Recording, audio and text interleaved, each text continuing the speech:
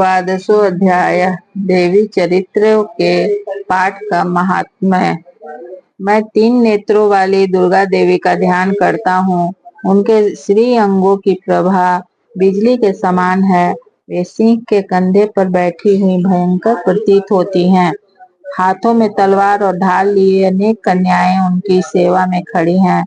वे अपने हाथों में चक्र, गदा, तलवार, ढाल, बाण, धनुष, पास और तर्जनी मुद्रा धारण किए हुए उनका स्वरूप अग्निमय है तथा वे माथे पर चंद्रमा का मुकुट धारण करती हैं।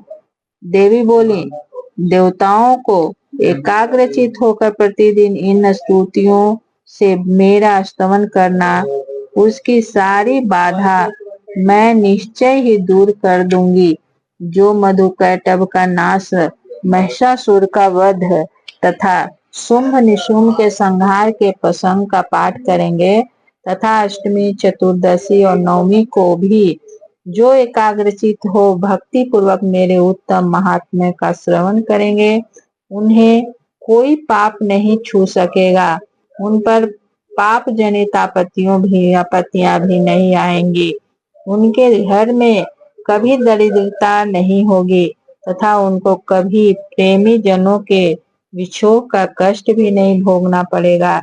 इतना ही नहीं, उन्हें शत्रु से, लुटेरों से, राजा से, शस्त्र से, अग्नि से तथा जल की राशि से भी कभी भय नहीं होगा। इसलिए सबको एकाग्रचित होकर भक्ति पूर्वक मेरे इस महात्म्य को सदा पढ़ना और सुनना चाहिए।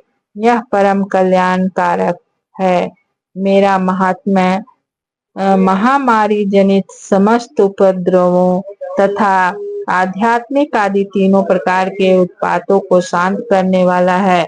मेरे जिस मंदिर में प्रतिदिन विधि पूर्वक मेरे इस महात्म्य का पाठ किया जाता है, उस स्थान को मैं कभी नहीं छोड़ती। सदा सदा ही वहाँ मेरा सन्निधान बना रहता है। बलिदान, पूजा, होम तथा महोत्सव के अवसरों पर मेरे इस चरित्र का पूरा पाठ और श्रवण करना चाहिए। ऐसा करने पर मनुष्य की विधि को जानकर या बिना जाने भी मेरे लिए जो बलि, पूजा या होम आदि करेगा, उसे मैं बड़ी प्रसन्नता के साथ ग्रहण करूंगी। शरत काल में जो वार्षिक महापूजा की जाती है, उस अवसर पर जो मेरे इस महात्म्य को भक्ति पूर्वक सुनेगा, वह मनुष्य मेरे प्रसाद से सब बाधाओं से मुक्त तथा धन धान्य एवं पुत्र से संपन्न होगा। इसमें तनिक भी संदेह नहीं है।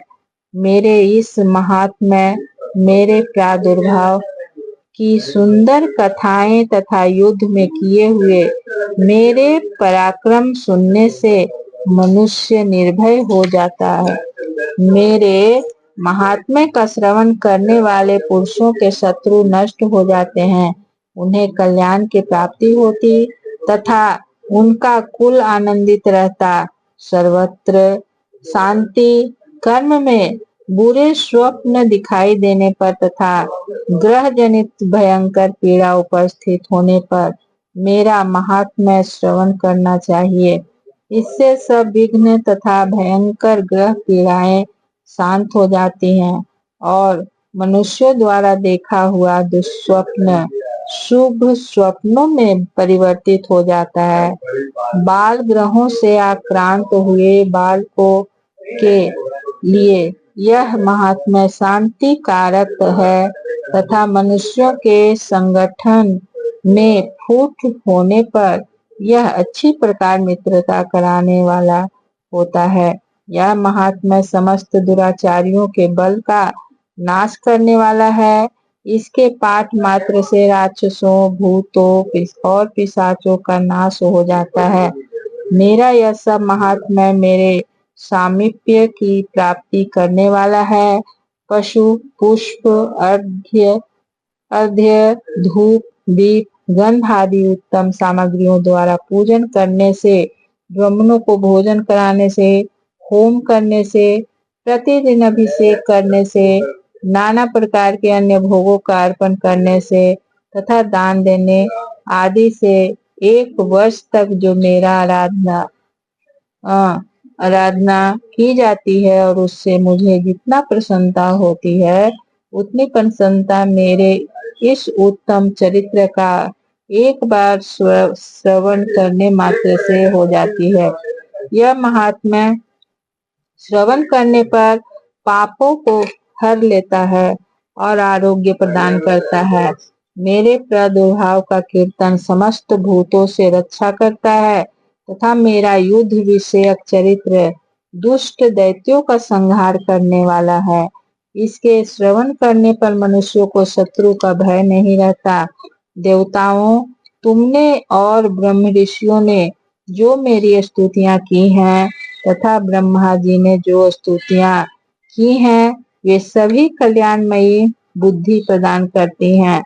वन में सूने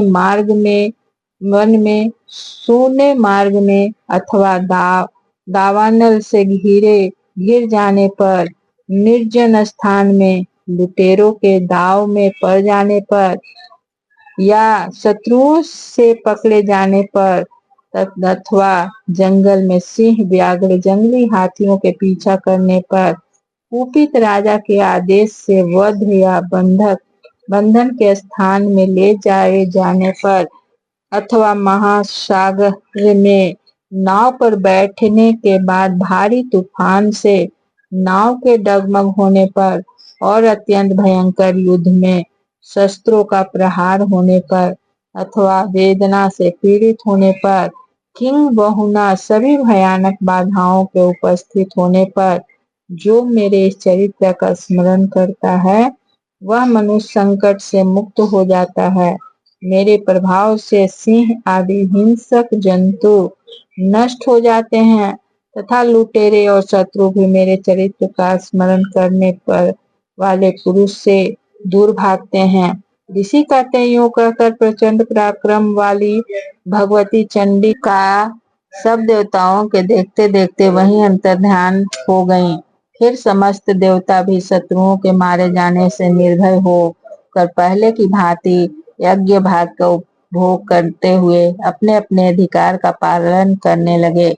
संसार का विध्वंस करने वाले महाभयंकर अतुल पराक्रमी देव शत्रु शुंभ और तथा महाबली निशुंभ के युद्ध में देवी द्वारा मारे जाने पर शेष दैत्य पाताल लोक में चले आए। राजन, इस प्रकार भगवती अंबिका देवी नित्य होती हुई भी पुनः पुनः प्रकट होकर जगत की रक्षा करती हैं। वे ही इस विश्व को मोहित करती हैं, वे ही जगत को जन्म देती तथा वे ही प्रार्थना करने पर संतुष्ट हो विज्ञान एवं समृद्धि ही प्रदान करती। राजन, महाप्रलय के समय महामारी का स्वरूप धारण करने वाली वे महाकाली ही समस्त ब्रह्मांड में व्याप्त हैं। वे ही समय समय पर महामारी होती और वे ही स्वयं अजन्मा होती हुई भी सृष्टि के रूप में प्रकट होती। वे सनातनी देवी ही समयानुसार संपूर्ण भूतों की रक्षा करती। मनुष्यों के अभ्युदय के समय वे ही घर में लक्ष्मी के रूप में स्थित हो उन्नति प्रदान करते हैं और वे ही अभाव के समय दरिद्रता बनकर विनाश का कारण होती हैं। पुष्प, धूप और गंध आदि से पूजन करके उनकी स्तुति करने पर वे धन, पुत्र, धार्मिक बुद्धि तथा उत्तम गति प्रदान करती हैं। इस प्रकार श्री मार्कंडेय पुराण में सावर्णिक मनवंतर की कथा के अंतर्गत देवी महात्म्य में फल स्तुति नामक 12वां अध्याय पूरा हुआ।